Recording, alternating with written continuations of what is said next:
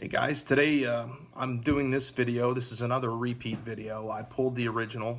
I shot it in the up and down view, and I've learned now to shoot these in landscape so that people can see it in a full screen format.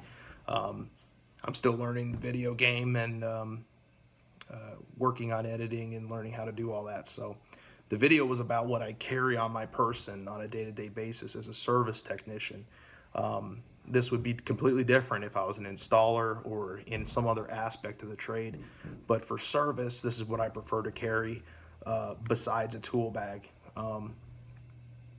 And for me, just my personal opinion, I don't like keeping things stuffed in my side pockets. It's uncomfortable, and if it's got to go there, I'm probably not going to carry it consistently. So the exception to that is probably my small folder pocket knife that I carry, and my razor knife, which this is what I'm going to be using 90% of the time if I'm making a cut on something, just because of how sharp it is, how disposable and cheap the blades are to replace.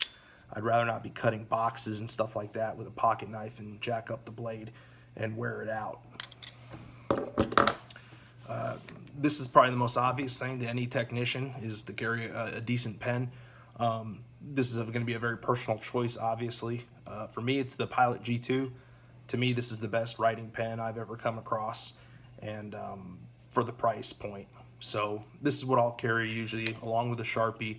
Anybody who's been in the trade more than 2 weeks knows how important a Sharpie is to have. You know, when you're laying out measurements or lines on sheet metal to cut, or if you're labeling, you just can't beat having a permanent marker for that. So I'll carry that as well.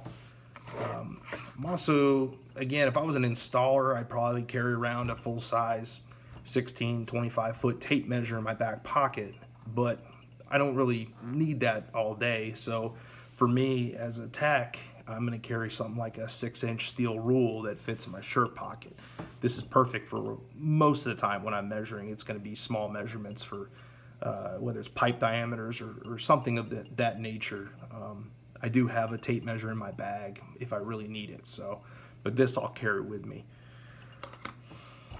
This is a terrible example, but this is like basically a meat thermometer. But the concept being, I think as a service tech, you should have something on you quickly accessible that gives you the ability to measure the ambient temperature of the air around you or in the airstream of a duct system. Again, this is a poor example of one, but this can at least give you a ballpark. You should have other instruments that'll give you a more laboratory accurate reading. But something like this is probably pretty helpful for quick readings, just to give you an idea. A good flashlight for my pocket, this is it. This is the Stylus Pro made by Streamlight. Best flashlight I've ever owned. For this price point, you can get these for about 20 bucks on Amazon, and they're incredibly bright, and the shape is perfect for a pocket. Can't say enough about this. I'm one of those guys that's still carrying around a PT chart in their pocket too. I think it's just good to have as a backup to your, whether you have a phone or whatever your method is. There's some great apps out there. I have a free app from Danfoss you can get, and it's a great PT chart app, and you can do just tons and tons of refrigerants. This is only going to give me about 8 of the most common, but still good to have as a backup, especially for newer guys who are still learning how the relationship works between temperature and pressure when they're troubleshooting a system. So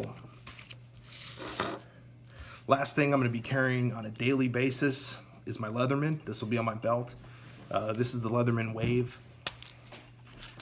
just a standard wave.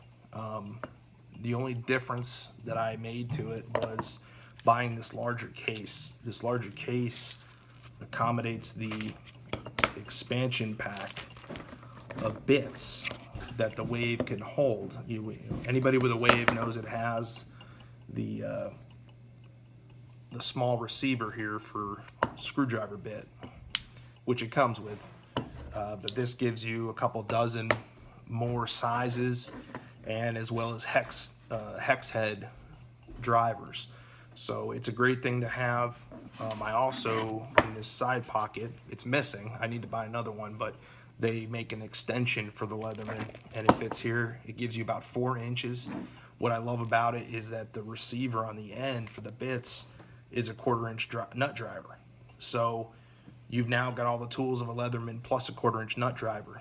To top it off and make it even better, on the other side of the pouch, I've gone ahead and just taken one of my 5/16 chucks for my impact, slid it in here.